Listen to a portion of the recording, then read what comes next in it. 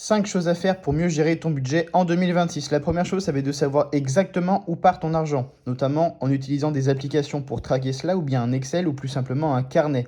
Seconde chose, ça va être de vérifier ton compte si tu n'as pas des abonnements cachés ou des frais bancaires que tu pourrais éviter.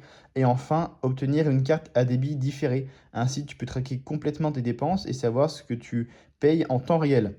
Deuxième chose, ça va être de te payer en premier en mettant en place une épargne automatique. Cela passera comme étant une charge fixe et ce sera complètement indolore pour toi. Troisième chose, ça va être ne plus confondre besoin et envie et ne plus se faire avoir par les biais marketing. Il faut que tu te poses deux questions. Est-ce que ça m'aide vraiment et est-ce que je peux attendre 48 heures avant de l'acheter? Si la réponse est oui, c'est peut-être que c'est une dépense que tu peux éviter. Quatrième point, anticiper les dépenses exceptionnelles. Qui dit exceptionnel ne dit pas prévisible.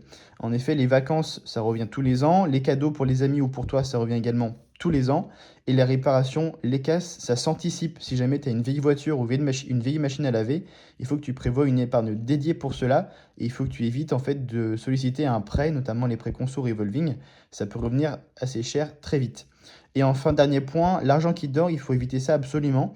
Tu sais qu'avec l'inflation, si jamais tu laisses de l'argent sur ton compte courant, en fait, tu as une perte de pouvoir d'achat qui est assez importante. Donc, il ne faut pas laisser un compte courant trop plein. Il faut placer ce qui n'est pas utilisé. Donc, ça peut même être sur des placements sans risque, pourquoi pas, hein, comme des DAT ou bien des livrets.